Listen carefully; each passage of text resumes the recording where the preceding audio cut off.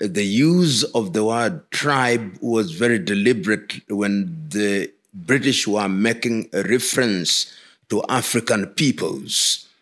When they talked about tribes, they talked about a people who shared a common language and who, in their view, were natives and uncivilized, and therefore normally very reluctant to use the word tribe, because as regards them, they called themselves nations.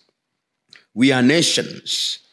The English would say they are the nation of the English people. The Scots are a nation, the Irish are a nation, the Welsh are a nation, but the Kikuyus are a tribe, the Luos are a tribe, the Yoruba is a tribe, the Igbo is a tribe.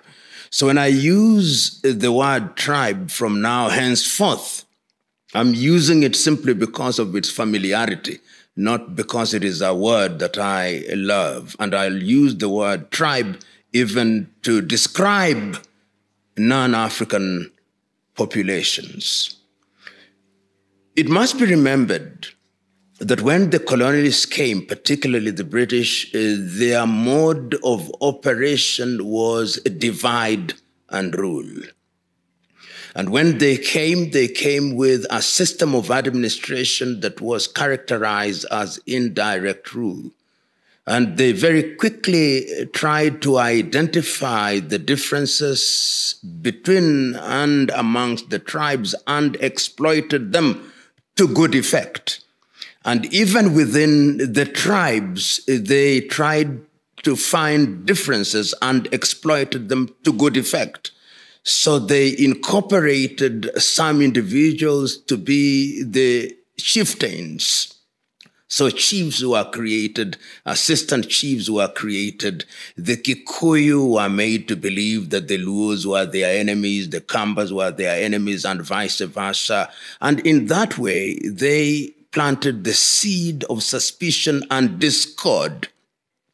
And when African countries and African peoples started the struggle to regain their independence, it's important to note that in many African countries, the emerging leaders from different African communities recognized that ethnic animosity was artificial, and that the cultural and linguistic differences ought not to be a basis of conflict. And whether you are talking about Kenya or Uganda, you can see in the struggle for independence, people worked in solidarity without paying due regard to their tribal affiliation. The same was true in Nigeria. The same was true in Zambia. The same was true in Tanzania. The same was true in Uganda, and indeed across the continent. So that the independence movements were movements which de-emphasized ethnicity. But when we regained independence, in a number of countries, opportunistic politicians started recoiling into their ethnic cocoons and started articulating issues and giving out state largesse on the basis of ethnic affiliation.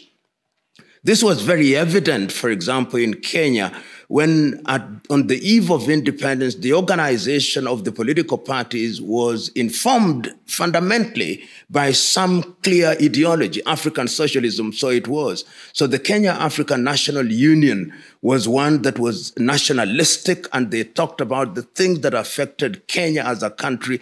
But the white man very quickly came in and told the other so-called small tribes that Kanu is dominated by the Kikuyu and the Luos. Therefore, form another party that will take care of your interests. And this is how the Kenya Africa Democratic Union was put together to bring in tribes which were now manufactured, some of them Kalenjin, which put together several sub-tribes. And they also put in the Mijikenda, and they said, you are the Kenya Africa Democratic Union. Therefore, your enemies are Kanu. You can see the stealth hand of the colonialist. They are now beginning to create a post-colonial environment that is going to be conflictual. so that they continue to exploit and continue to ensure that the neo-colonial project is alive and well. Post-independence, you see that attempts are made to diffuse this. In Kenya, for example, when the KANU administration persuaded the KADU politicians to dissolve their party and to join KANU because of national solidarity. So that works very well between 1963 and 1964 and 1965. But once again, in 1966, you now begin to see in Kenya the emergence of what some historians will describe as ideological differences. But even if there is some element of a salutary gesture to ideology as being communist on the one hand and capitalist on the one hand, one begins to see ethnic characterization of that division. Hello, good people. Today we want to talk about tribalism. I'm joined with my friend here. What's up, guys? I'm called Evans Raiola. I'm also a YouTuber. I do such content like Evans, African stories. So let's hop to today's video. It's about tribalism and the hypocrisy behind the idea tribalism. Is tribalism a concept, or is it just a derivative word that was formed by the colonizers to make us become divided? In Europe, we don't have tribes, right? There are rarely tribes, but there are some countries in Europe that have different people speaking in different languages. So I'm not quite sure if they are tribes or... Okay, can you say that French is a tribe? Okay, French is a language, you know, but I'm sure of some European countries, yes, which have tribes within them. Yeah. But it's something, yes, that is slowly deteriorating. It's something of the past. So it's just hypocrisy. Why is it French is not? Why is it that French is not a tribe, but Kikuyu is a tribe? Nobody else has to explain this thing better than PLO Lumumba. So we are going to watch a video by PLO Lumumba, and he's going to expose a lot of things about the same issue. Yeah, it's a lot of hypocrisy. So let's watch it. Let me start by saying that the word tribe is an English word that was imported into our vocabulary, and the use of the word tribe was very deliberate when the British were making a reference to African peoples. When they talked about tribes, they talked about a people who shared a common language and who, in their view, were natives and uncivilized, and therefore normally very reluctant to use the word tribe, because as regards them, they called themselves nations. We are nations. The English would say they are the nation of the English people. The Scots are a nation, the Irish are a nation, the Welsh are a nation, but the Kikuyus are a tribe, the Luos are a tribe, the Yoruba is a tribe, the Igbo is a tribe.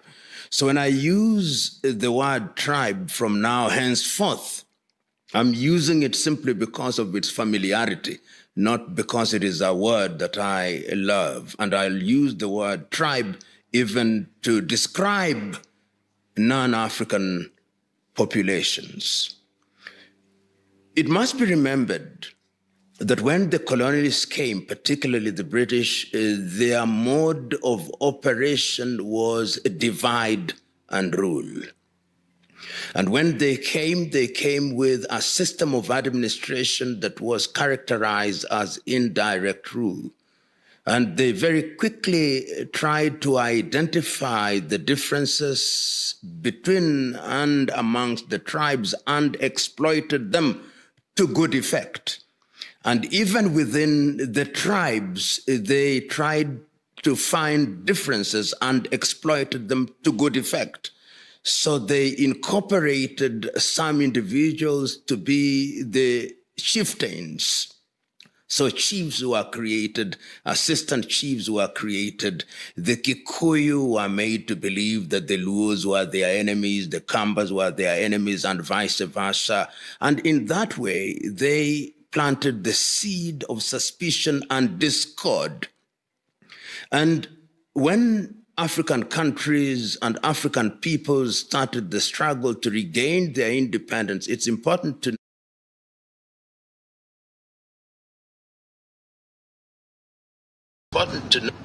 Okay. Let's say something. You know, these people are really smart. These people are really smart. So they are sitting somewhere and saying, how can we divide these people? They're coming up with strategies. You know, the Berlin Conference was not enough. They had to bring internal divisions. Africa, we are rich. We speak different languages. We are rich. We are nations. You see? These tribes we have all here, I don't think they existed like 1,000 years ago. The Bantu was a particular group of people who spoke a specific language because they have a lot of semantic and lexical similarities. These people are really strategic. They had to bring the concept of division. I'm sure even in Denmark, there are people who speak different languages than the Danish language, you know? What do you have to say, bro? The first thing that comes to my mind when it comes to the issue of tribes in Africa, just like PLO has said, the weird thing about the West is that they are a nation, and for Africa, we are being okay. We relate with tribes, you know. If I go to somewhere in South Africa, not even here in Kenya. We're in Kenya. In Kenya, we'll talk about the Luo, Kikuyu stuff. When you go to South Africa, you'll also hear somebody ask his neighbor, the tribe they are from, so that they may see if they can easily relate to each other. That, of course, is a form of division, you know. And as PLO has said, divide and rule system was very strategic, and it was used in a way that we ourselves could not notice that it is dividing us as Africans, you know. And just like he's mentioned, it's high time that as Africans, when we talk about stuff, we put the issue of tribes aside and relate as a nation, as a people, as a race. And it's a big problem with Africans. I don't think African Americans have tribes, but they're also black. If you want to know this thing is tribal, have you ever heard of a tribe called in Black Americans? They're black people, but I've never heard of tribes. And they're like us, bro. Yeah, sure. Unless you do not know, black Americans watching the video, kindly let us know in the comment section if there are tribes there. They don't have tribes in USA. They don't have. We only have tribes. Once you land in Africa, in many African countries, the emerging leaders from different African communities recognized that ethnic animosity was artificial and that the cultural and linguistic differences ought not to be a basis of conflict. And whether you are talking about Kenya or Uganda, you can see in the struggle for independence, people worked in solidarity without paying due regard to their tribal affiliation. The same was true in Nigeria. The same was true in Zambia. The same was true in Tanzania. The same was true in Uganda, and indeed across the continent. So that the independence movements were movements which de-emphasized ethnicity. But when we regained independence in a number of countries, opportunistic politicians started recoiling into their ethnic cocoons and started articulating issues and giving out state largesse on the basis of ethnic affiliation. This was very evident, for example, in Kenya, when on the eve of independence, the organization of the political parties was informed fundamentally by some clear ideology, African socialism, so it was. So the Kenya African National Union was one that was nationalistic, and they talked about the things that affected Kenya as a country. But the white man very quickly came in and told the other so-called small tribes that Kanu is dominated by the Kikuyu and the Luos. Therefore, form another party that will take care of your interests. And this is how the Kenya Africa Democratic Union was put together to bring in tribes which were now manufactured, some of them Kalenjin, which put together several sub-tribes. And they also put in the Mijikenda, and they said, you are the Kenya Africa Democratic Union. Therefore, your enemies are Kanu.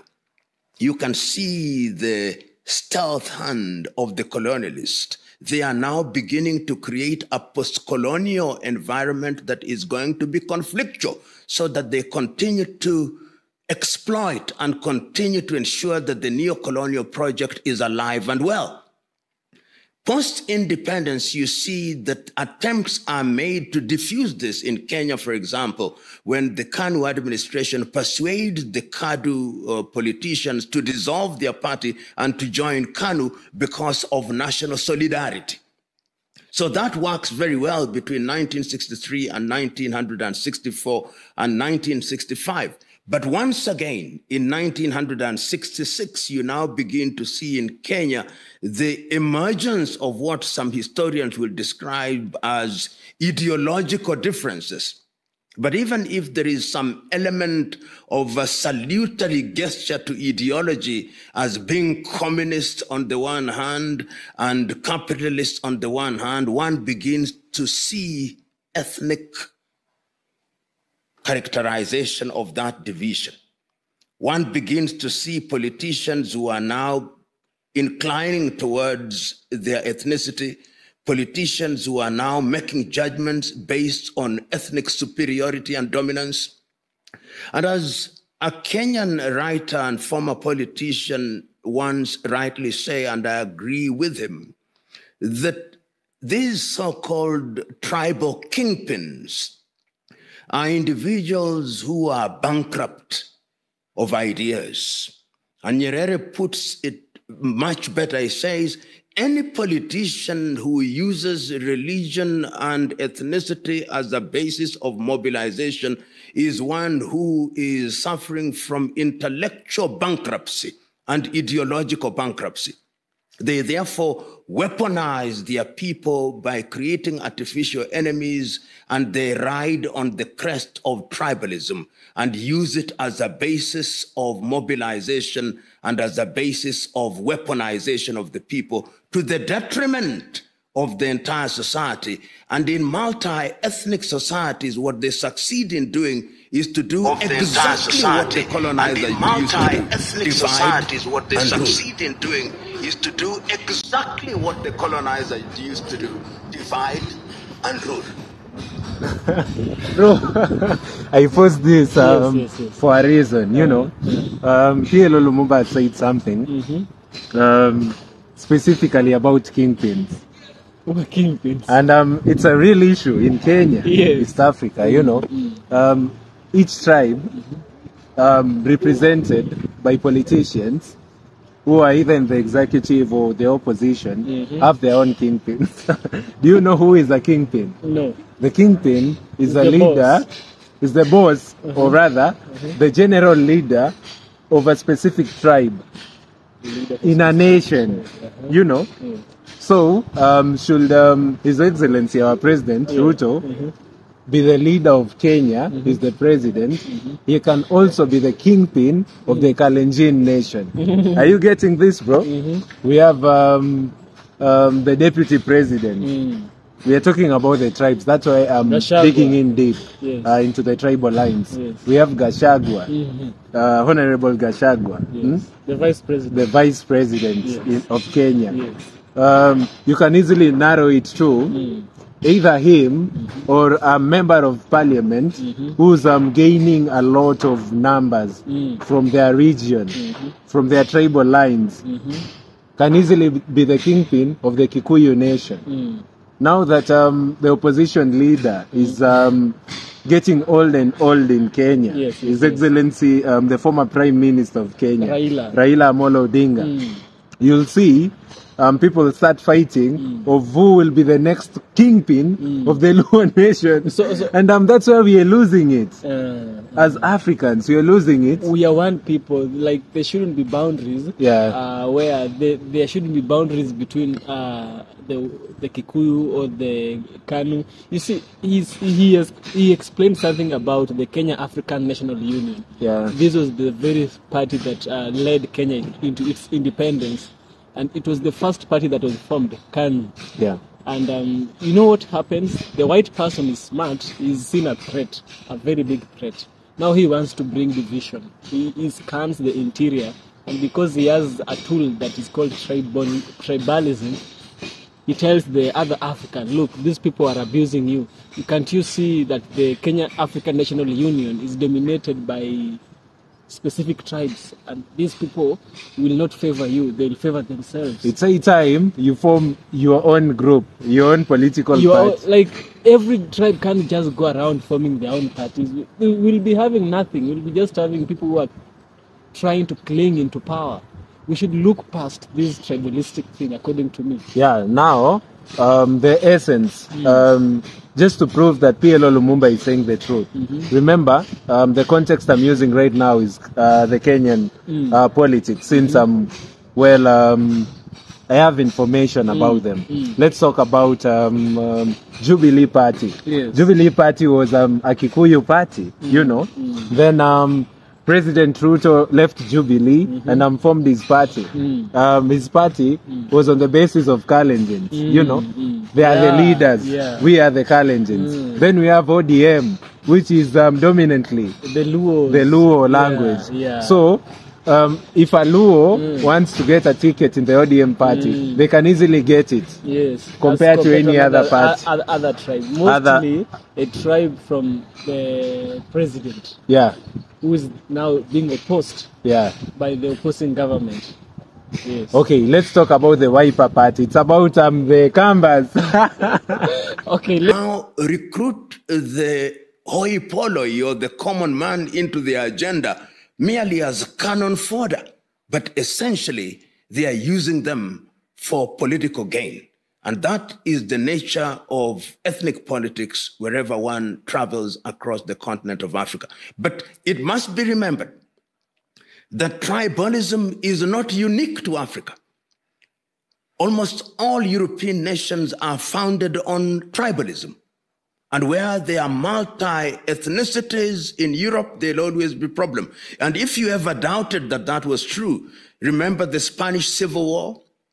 Remember the breakup of Yugoslavia? Remember the collapse of the Soviet Union? All these are things that are happening because of ethnicity. And if you go to Asia, remember the division between India and Pakistan, and ultimately the creation of Bangladesh. All these are on the basis of tribalism, which when they are making reference to Europe, they call them nations. If you look at the so-called United Kingdom, there are tribal wars between the English and the Scots, between the English and the Irish. If you go to Central Europe, Armenians and Azerbaijanis, one can even dare say that the war between Russia and Ukraine is a tribal war. That is the reality. So never ever imagine, for example, that tribalism is unique to the continent of Africa. It would appear, a human problem.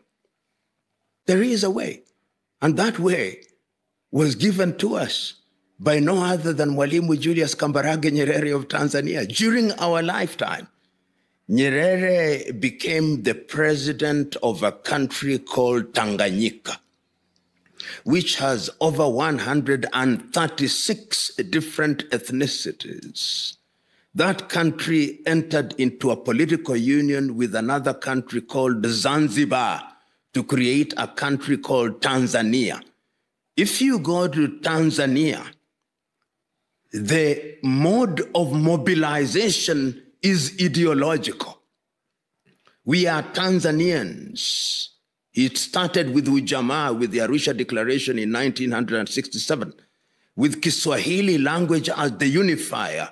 Tanzania is one of the few countries in the continent of Africa where somebody from one ethnic group can contest for a political seat in another area populated by another ethnic group, and he or she will be elected on the basis of their belongingness to Chama cha Mapinduzi or Chadema. Nyerere demonstrated it, and he said that what we must do is to celebrate our diversity. If you are Chaga, or Amhaya, or Sukuma, or Luo, or Mnyakyusa, celebrate your Mnyakyusa-ness, or Sukuma-ness, or Chaga-ness, but that should not stand in the way of your Tanzania-ness.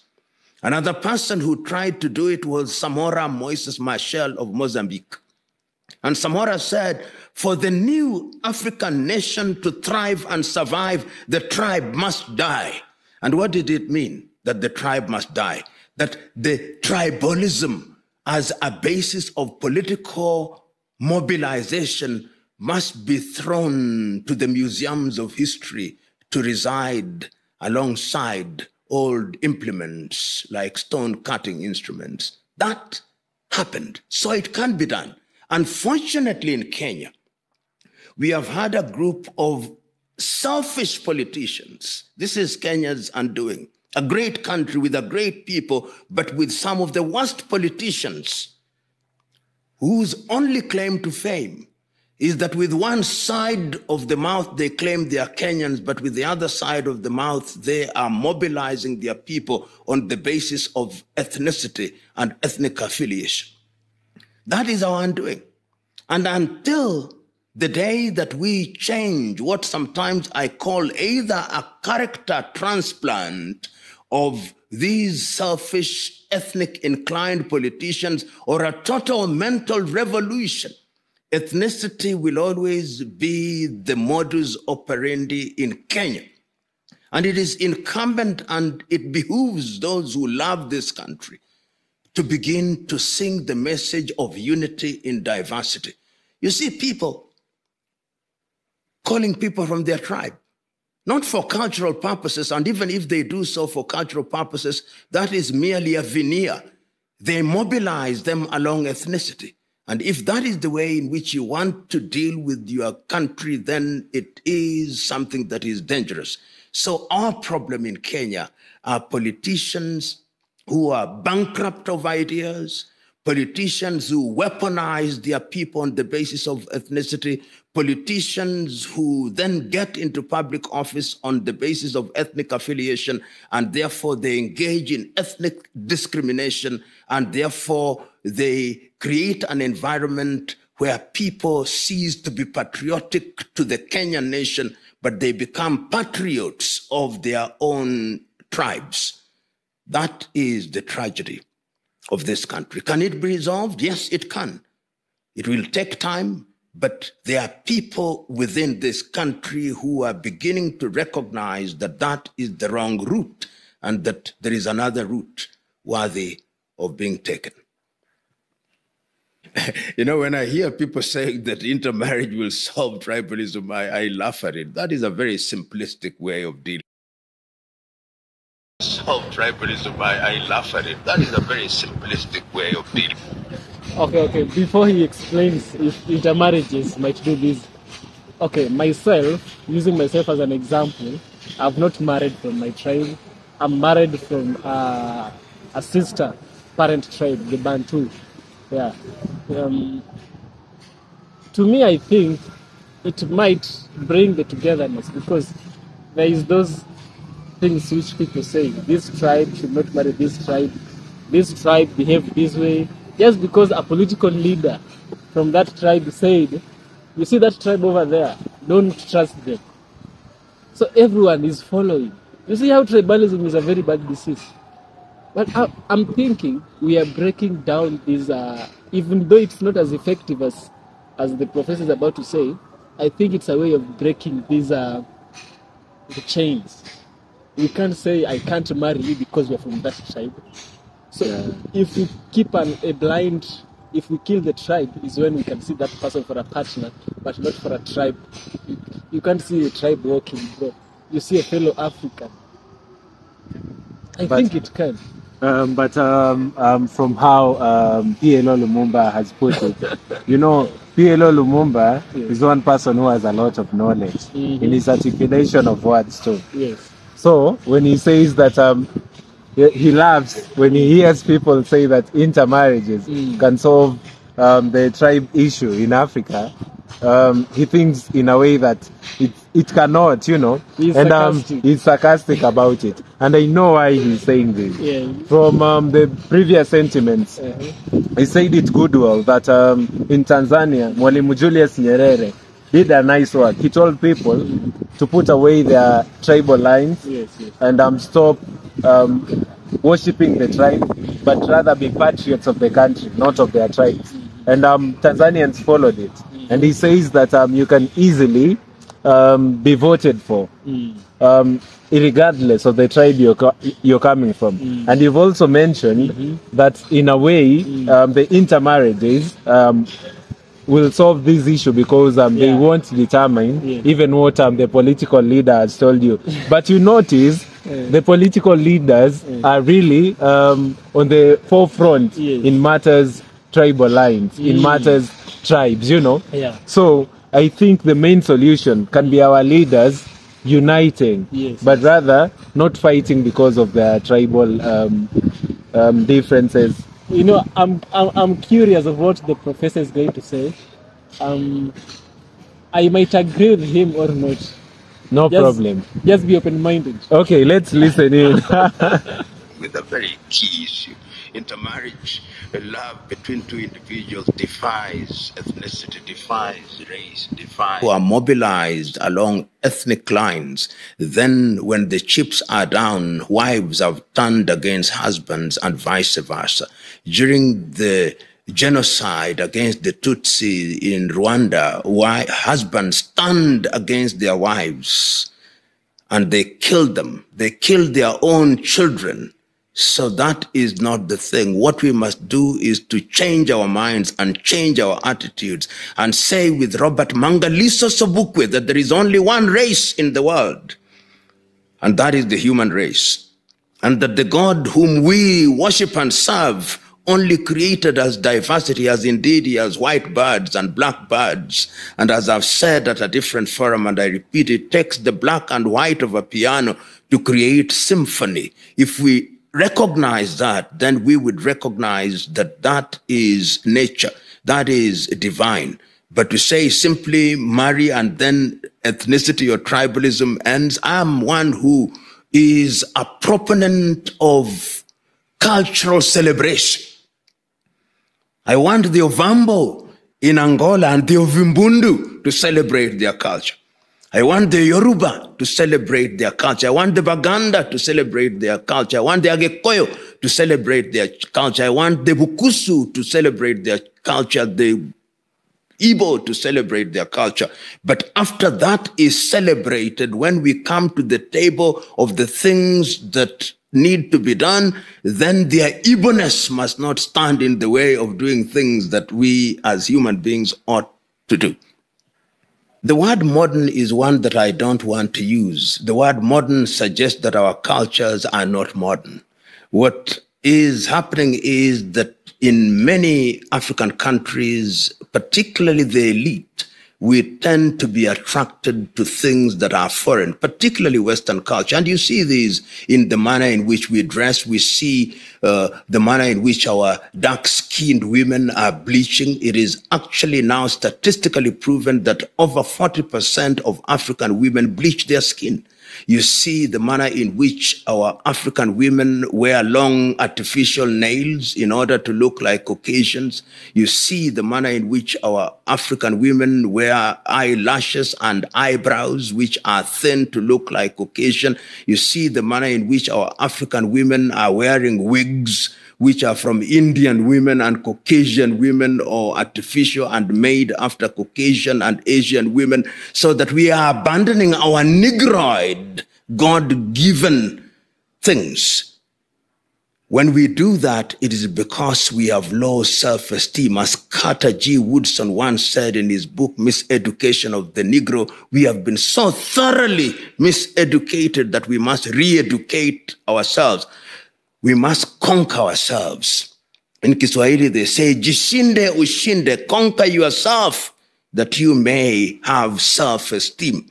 So one of the things that we must do is to embrace the manner in which we do our things. And that does not mean that we don't borrow from other cultures. All cultures do borrow, but you borrow in a manner that does not undermine the DNA of your culture. In Africa, we succumb so very easily. You know, when I drive across many African countries, even when I look at the mannequins that they use to hang clothes, the mannequins are white. The dolls are white, or brown, or pink. I wanted to stand. No black. I wanted to stand. Bro, this is serious. This guy has a lot. It's not about the mannequin. I think it's about the manufacturer. The manufacturer is producing what people want. And what people want brown things. Have you ever seen a black mannequin? No. No. I think I saw one, but it was only black. However, the structure is Caucasian. You see those for little babies like this one, children. The hair is curled. Yeah, how they are made. The hair is curled. Yeah, but in a way that it looks like a white person. Yeah, but the skin is black. Ay, which leaves you thinking, ay. And you know, also our ladies are trying to become white. People are trying to do away with Africans. Where will Africans go? By the way, I do not oppose our ladies trying to want to look nice, you know, it's okay, you know. Yes. But getting to learn from PLO Lumumba, I noticed that we are being westernized, you know. Yes. We want the hair of the white person for us to look beautiful. Out and build a global career. It's so I insane. chose to earn a It's really insane. It ain't right at all. We are not modern, or we are not moving towards modernity. We are running away from ourselves. We must come back to ourselves. And when you come back to yourself, you'll be respected. Have you ever wondered why little European countries, when they go to another country, if they are the Swedes, they have a Swedish school. They have a Danish school. They have an American cultural center, an Italian cultural center, a French cultural center, a Russian cultural center, a Confucius center, because he or she who abandons his or her culture becomes slave of another culture. So let us never ever use the word modernity. It's true. Even in Kenyatta University, we have Confucius Institute. Confucius Institute is named after the philosopher Confucius. Do you know Confucius? No. One of the wisest people who ever lived in China. I think he lived in the Qing dynasty. We also have French Francophone department in Kenyatta University. We have Japanese in Kenyatta University. So I'm asking myself, can I go to Japan and find an African department? No, it does not have to be a university. A university might accommodate it because it's a place of knowledge. But in the towns, even here outside, we have places where is dedicated for those people. We have Chinese, a lot of them in Kilimani in Nairobi, Kenya. A lot of let me call it a mall where you can get Chinese food. You can get to buy everything Chinese. Exclusively. It's exclusively theirs. Yes. We have apartments which are exclusively Indians. Made for them, Indians, and if you're a black person, and imagine the irony. You're black and you're walking in your own country, bro, and you come across that neighborhood. You're a total stranger, even though you think you come to steal. I remember we went with my brother here to look for a house. Then we saw a beautiful apartment, and my brother was driving and I was on the co-driver's seat. Yes. And I told him, that apartment looks nice. Let us go try there. Yeah. And the gate man immediately told us, you know, this is an Indian resident. Oh, I remember. This is an Indian resident. Yes. And the idea is just like PLO Lumumba has said, Yeah. they do not want to lose their culture in whichever country they're in. But it's rare for Africans to maintain the same thing overseas. We are losing our culture and absorbing theirs. You see, even African food, it's rarely you find it in India. Very rare. But here we've borrowed a lot. Shawarma. Shawarma ain't African food, bro. Even chapati. Chapati ain't African food. Yeah. Chapati is a Persian, it's Arabic, and it's an Indian food. It was just brought here, but with a different name. In those countries, they call them parathas. But if you see the ingredients are the same. The same. The same. You have the wheat and the mandazi is not an African food. We are people who eat sweet potatoes. We eat pumpkins. Right now, if you eat pumpkin, they will say you are out of fashion. Yeah. Because you're eating pumpkin and sweet potatoes. Imagine, bro, people want to eat. Okay, there's no problem with eating those, doing this, but don't lose yours to another person's. The irony in this, before we continue, the irony is is the fact that foreigners are coming to your country and they're maintaining their culture because they know that if they lose their culture to the foreign country's culture, they lose it. They'll be a slave to that country. But for us, we go to these other countries and we do not maintain our cultures in any way. If you go in New York, you'll find maybe one Swahili restaurant. But for those people in our country, they have a lot. And they are pushing for their cultures to be maintained. Yes. They do not want their cultures to go obsolete in the foreign countries. Yes. Yeah. So I think the government should work on implementation of developing cultural centers, even in those other countries. Where they have the embassies. And so also, the idea is for our ambassadors to try and implement the same in foreign countries, so that we have Kenyan cultural centers all over the world. You know, there's this time I had an interview with this brother. He's a Black American. So he was telling me, hey bro, what's up, man? You know, the Kenyan embassy in the United States, somewhere in Washington, D.C., is like a house. No compound. It's like a room. It's a room. It's like a house. No, if I say a house, it might appear. It's not even almost not the same size as this. Almost half of this. And when he came to Kenya, when he saw the embassy of the United States in Kenya, a big building, and it has a compound and a lot of security. And it's a protected area. See the hypocrisy. Yeah, I get you. We don't have to say everything. Yeah, let's continue. For what we do by running away from ourselves. You know, culture is to be celebrated. Culture is something that is to be appropriated and to be enjoyed. If you look at quite a number of communities in Africa, for example, you find, you go to the Yoruba, how they celebrate their dress. You go to the Ashanti, how they celebrate their dress. You go to the Igbo, how they celebrate their dress. But if you look at the Igbo dress, you'll find that there are elements that they took from the Turks. Nothing wrong with that. If you go to the Zulu, they celebrate, and they celebrate not only their food, their dress, the Basotho and the Swana. That is something that ought to be done and can be done. And I have no problem at all with cultural organizations being given their pride of place. And remember that since independence, in almost all African countries, there has always been a ministry called the Ministry of Culture, because we recognize the significance of culture. Is culture equivalent to tribalism? And I'm using the word tribe. The tribe is innocent. The word tribe, using it as I said I would from the beginning to mean a people with one culture and one language, is innocent. What is guilty is tribalism. the use of tribe as a basis of discriminating and harming others. That is what is problem. There is no problem with being Abakongo. No problem at all. There is no problem with being a proud Agikoyo.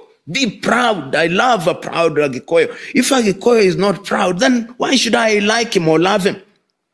But I do not want his Gikuyu-ness to be the basis on which he judges the Luo negatively.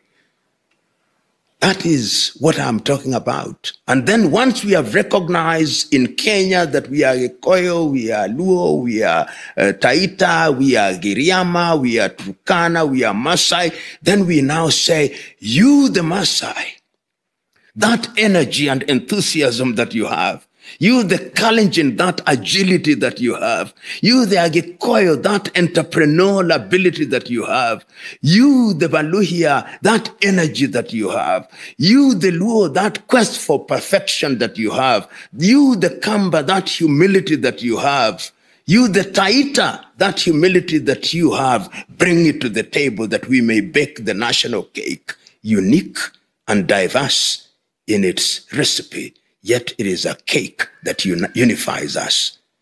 That is what we ask. And that can be replicated in any country.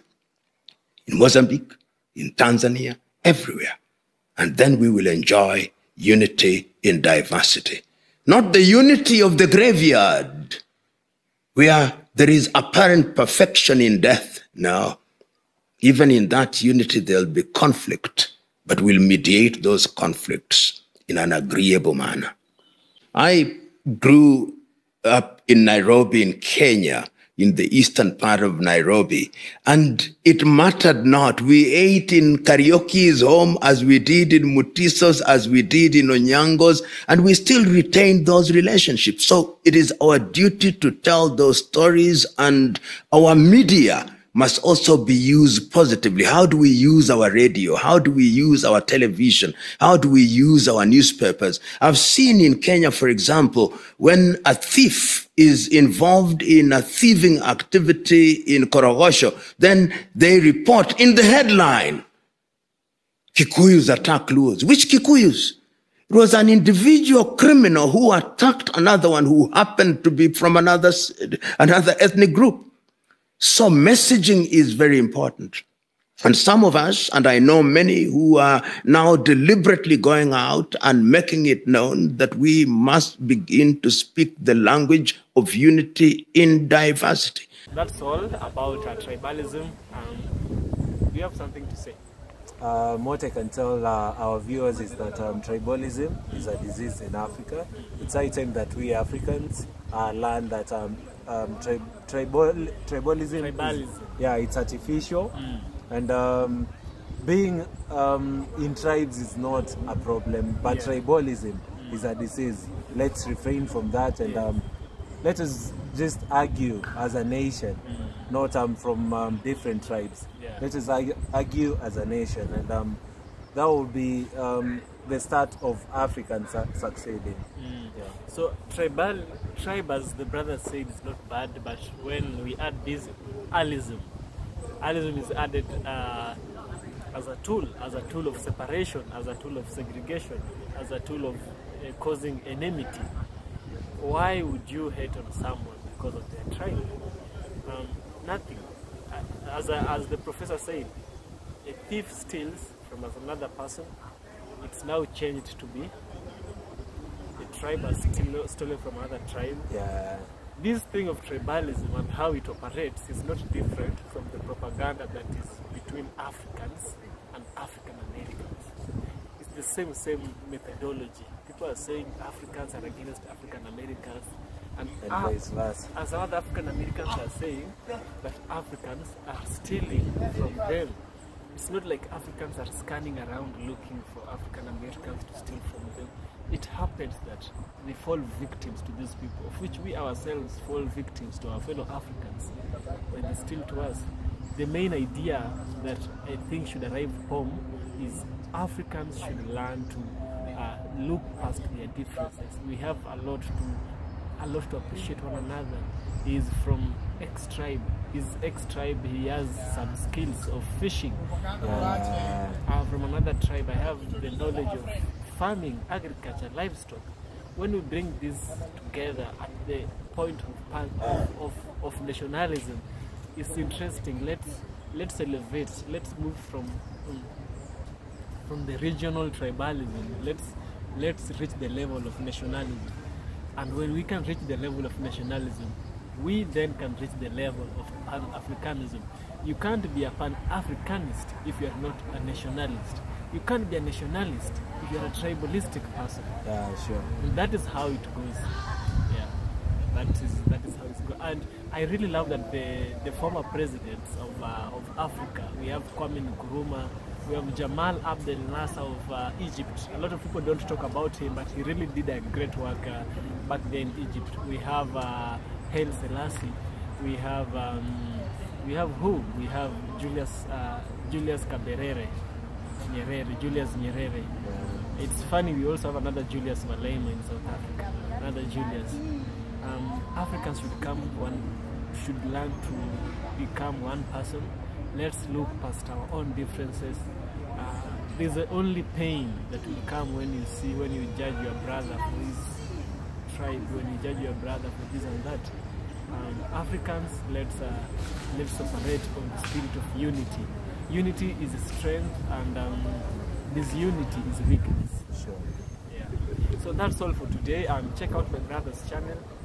Brother, you can say about your channel, bro. My channel name is Evans Raiola. He's Evans from Kenya. I'm also from Kenya, but yeah, mine is Evans Raiola. His identity in YouTube. Yeah, my identity on YouTube is Evans Raiola. You can also go check out my work. Yes. Thank you guys for watching this episode. So do check out my brother's channel. You've seen how he's talked. He's real. And see you, and kindly do subscribe to the channel, and don't forget to give a super thanks, join my Patreon. I will so much appreciate. Also subscribe to this channel kindly. See you guys on the next video. Yes.